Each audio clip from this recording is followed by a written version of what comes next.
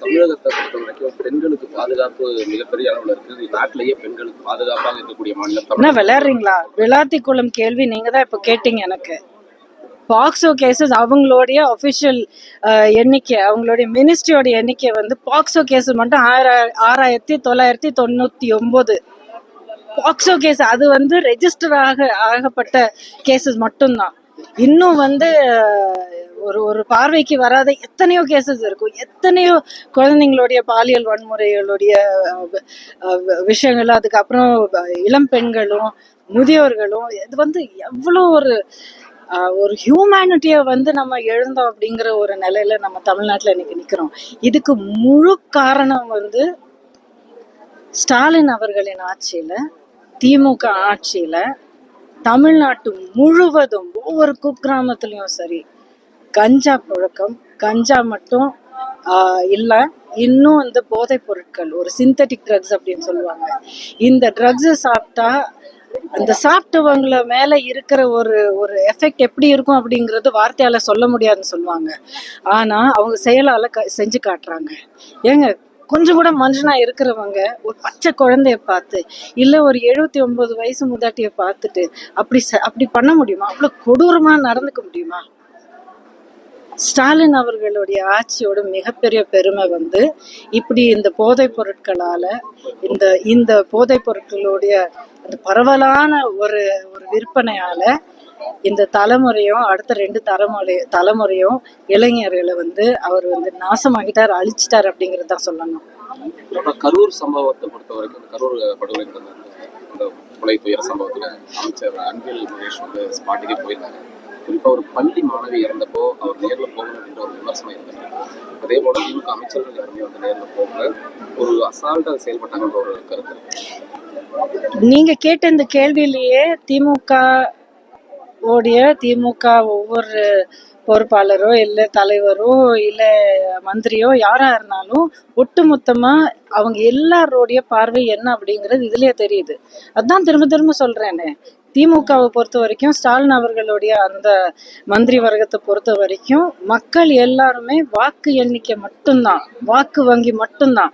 மக்களை பார்த்தாங்கன்னா, ஒரு சூழலை பார்த்தாங்கன்னா, இங்க வந்து நம்மளால இத்தனை வாக்கு சேகரிக்க முடியும், அதனால நம்ம போய் இந்த வார்த்தைகள் இந்த டயலாக் சொன்னா இந்த வரி நமக்கு ஒரு சிம்பத்தி கிடைக்கும், இந்த இடத்துல போய் நின்னா நமக்கு வந்து அடிதான் விழும் அப்படின்னு சொல்லி ஒரு சில பக்கம் போக மாட்டாங்க. ஏன்னா அங்கே நடந்த அந்த கொடூரத்துக்கு இவங்க தான் பொறுப்பாயிருவாங்க.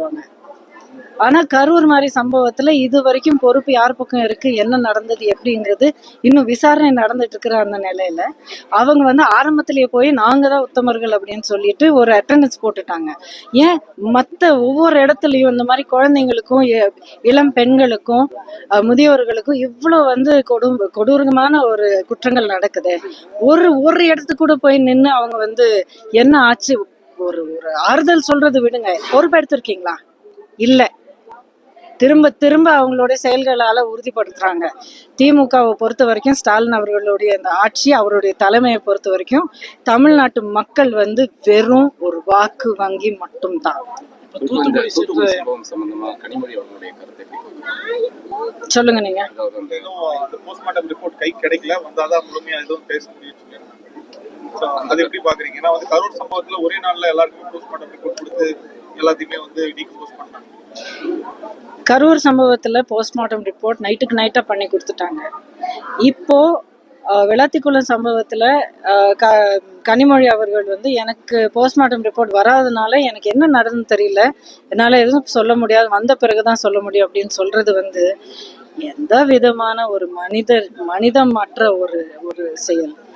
அதாவது நீங்க ஒரு அரசியல்வாதி, மக்களை பாதுகாப்பு அப்படிங்கிற ஒரு உறுதி கொடுத்து நீங்க அவங்களுடைய வாக்கு நீங்க வந்து பெற்றிருக்கீங்க, அவங்கள நம்ப வச்சு அவங்களுடைய வாக்கு பெற்று நீங்க அந்த இடத்துக்கு வந்திருக்கீங்க.